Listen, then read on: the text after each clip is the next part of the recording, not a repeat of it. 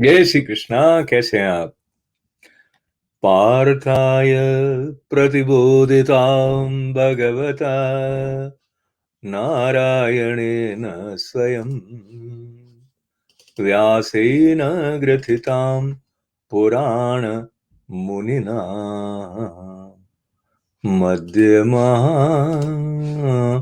भारतम् अद्वैतामृतवर्षिणीं भगवतीम् अष्टादशाध्यायिनीम् अम्ब त्वामनुसन्ददामि भगवत् गीते भवद्वेषिणी। अम्बा गीता माता के चरणों में आश्रय लेते लेते मुझे आपके साथ एक बात बांटने का मन हुआ। मेरी माता जी ने सौभाग्य से एवरीडे गीता के इस श्रृंखला को देखा है, तो फोन पर जयपुर से उन्होंने मुझे मेरी नकल करते हुए कहा, कैसे हैं आप? तो ये जो कैसे हैं आप है ना, ये मेरी माँ के मुख से सुनने का आनंद जो मैंने प्राप्त किया वो आप तक पहुंचाते हुए अब हम उस आनंद की तरफ बढ़ेंगे जो आनंद श्री कृष्ण भगवान के वचनों से अर्जुन के व्यथित विषादग्रस्त मन और सब कुछ छोड़कर भाग जाने के लिए उद्यत हुए मन के लिए न केवल मरहम औषधि है, बल्कि वो है जिसको शब्दों में बांधना सिर्फ कृष्ण भगवान के लिए और अर्जुन के लिए संभव हुआ है, और वो हम तक वेद व्यास जी की कृपा से जो पहुंचा है। संजय ने इसको सुना, धृतराष्ट्र को वो सुना रहे हैं, पर आप देखिए कि उनको वेद व्यास जी द्वारा जो विशेष कृपा का ये वरदान मिला, तो न केवल वो आंखों देखा हाल में दृश्य देख पा रहे हैं, बल्कि अमुक अमुक पात्र के मन में क्या चल रहा है वो भी संजय को पता लग जाता है, और उनको पता लग गया इसलिए हमको भी पता लगता है। तो अभी वो प्रसंग है छठे अध्याय में, जहां हम हैं वहां पे अर्जुन गंभीरता से कृष्ण भगवान की बात को पकड़ने के बाद उन्होंने ये वाला संशय उनके सम्मुख रखा है कि यदि योग प्राप्त करने की दृष्टि से जो आगे बढ़ते बढ़ते फिसल जाता है तो फिर उसका क्या। और ये जो फिसलन है उसका तो परिचय हम सबको बहुत है। हम कई बार सोचते हैं मुझे ऐसे करना ऐसे रहना, जैसे मैं अमुक सभा में जाऊंगा और वो चाहे मुझे कितना भी एक्साइट कर रहे हो, क्या शब्द है वो, उत्तेजित कर रहे हो, मुझे आवेश में ला रहे हो, लेकिन मैं एकदम शांत रहूंगा, ऐसा आप सोच के जाते हैं। और पता लगता है उस अमुक अमुक मनुष्य के साथ में हमारा जो समीकरण है संबंध का, वैसे उन्हें देखते ही गुस्सा आने लग जाता है। हमारी अभिव्यक्ति पर जो समता है वो उसकी स्थिति बनी नहीं रहती है। मुख्य बात यह है कि यदि योग से भ्रष्ट हो गया है तो उसका आगे क्या होगा, ये प्रश्न था। क्या कोई दूसरा चांस है कि नहीं है? तो ये प्रश्न जो एतन में संशयम कृष्ण छेतुर्मर्हस्य शेषतः, तो ये पूछने के बाद में कल हमने देखा था अर्जुन जी ने कहा कि इसका इस संशय को हटाने का की क्षमता सिर्फ आपके पास ही है। और संशय क्या था? कच्चिन्नो वै विभ्रष्ट छिन्ना ब्रह्मिव नश्यति अप्रतिष्ठो महाबाहु मूढ़ो ब्रह्मण पथि। तो ये प्रश्न आए। अब कृष्ण भगवान क्या कहते हैं, आइए देखते हैं।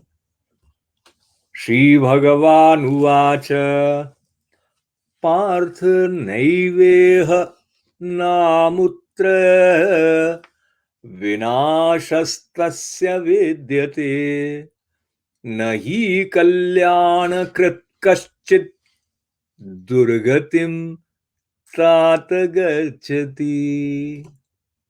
आनंद आया? एक बार और सुनिए आप। श्री भगवान उवाच पार्थ नैवेह नामुत्र विनाशस्तस्य विद्यते न हि कल्याणकृत् कश्चित् दुर्गतिम तात गच्छति।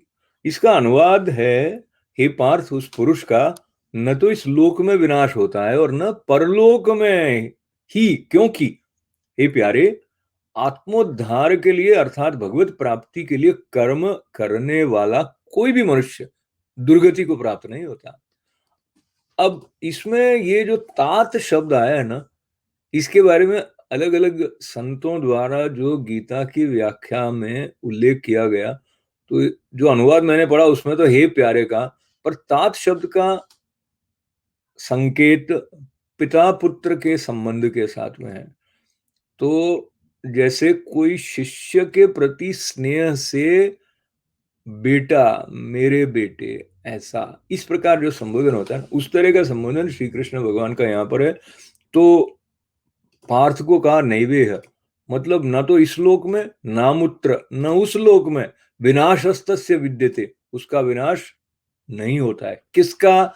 जिसने योग साधने के अभ्यास करने की दिशा में आगे बढ़ना प्रारंभ किया लेकिन बढ़ नहीं पाए, पूर्णता को प्राप्त नहीं हो पाए, तो भी जहां तक उन्होंने साधना की उसके द्वारा जितनी जितनी स्पष्टता हुई वो वहां से आगे बढ़े, ऐसा। तो यूं समझिए कि एक सेव्ड हो गया यार, जैसे फाइल सेव हो गई ना, आपने वापस फाइल खोली तो वहां से आगे लिखना शुरू कर सकते हैं। तो जितना आपने कंप्यूटर में इतना टाइप कर दिया था वो नष्ट नहीं होने वाला है, ऐसा हम सरल ढंग से यूं समझ सकते हैं। अब नष्ट नहीं होगा लेकिन देव तो चली जाएगी, फिर क्या होगा?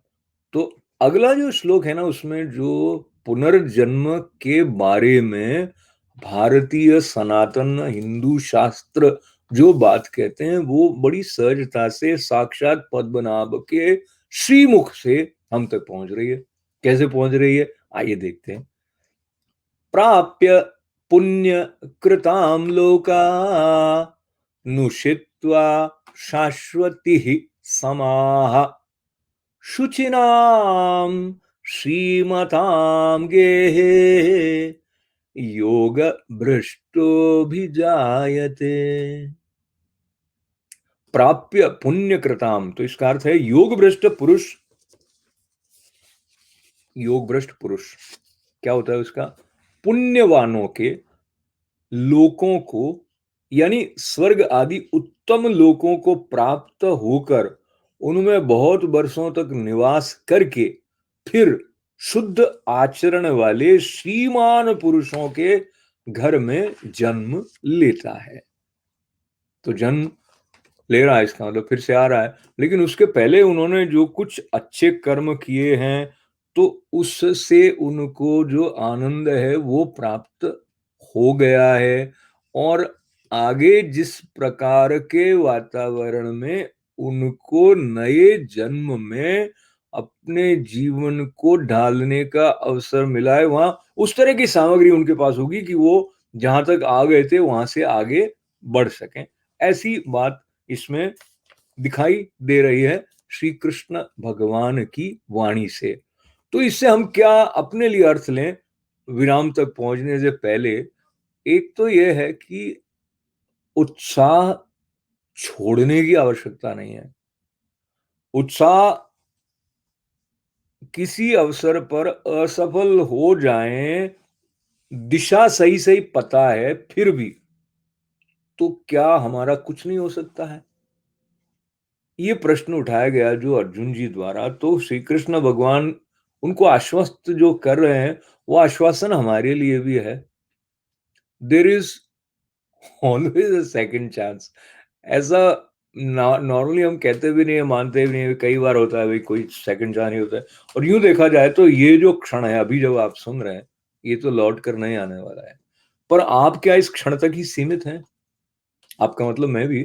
तो हमारे भीतर जो एक अनंतता है उसके कारण ये बार बार ऐसी संभावना, ऐसे अवसरों के प्रकट होने की बात आई है जिसको लेकर हम अपने पूर्ण स्वरूप की अनुभूति तक जा सकते हैं। और इस यात्रा को हम कम समय में तय करें या अधिक समय में तय करें, वो हमारी निष्ठा पर निर्भर करता है। वो उन सब बातों पर निर्भर करता है, कुछ संकेत जो छठे अध्याय तक आते-आते भगवान ने दिए हैं, किस प्रकार इंद्रियों के संयम की बात है, किस प्रकार आत्मा पर केंद्रित न रहने में अगर मन का कहीं भागना, दौड़ना है, तो उसको पुनः लाना, किस तरह लाना, ये सारी जो बातें हैं। तो जो अभ्यास है, वो करते-करते जिसने अगर सफलता नहीं भी पाई है, तो जितना अभ्यास किया उससे उसके अंदर जो पात्रता बढ़ गई है कि यहाँ से मैं आगे बढ़ सकता हूँ। अगर हम इसको दूसरे ढंग से लें तो सीढ़ियाँ चढ़ रहे हैं, तो आपने चौथी सीढ़ी तक चढ़े, उसके बाद आप वहाँ बैठ गए समझ लीजिए। तो वापस उठेंगे, चौथी सीढ़ी से चल सकेंगे, ऐसी प्रावधान है। हम सूक्ष्म स्तर पर उसको समझने के लिए ये स्थूल उदाहरण ले रहे हैं। पर पुनः मुख्य बात ये है कि भगवत वचन से ये आश्वासन है कि हम जहां भी हैं, जैसे भी हैं, उठ सकते हैं और जो कुछ प्रयत्न हमने किए हैं वो व्यर्थ नहीं गए हैं। और योग के दिशा में जिसने बढ़ने का प्रयत्न किया है, उसका न तो इस लोक में नाश है और न दूसरे लोक में नाश है, और आगे भी उसको उसकी इस दिशा में प्रगति के लिए अनुकूलता प्राप्त हो, ऐसा भी आश्वासन भगवान ने दे दिया।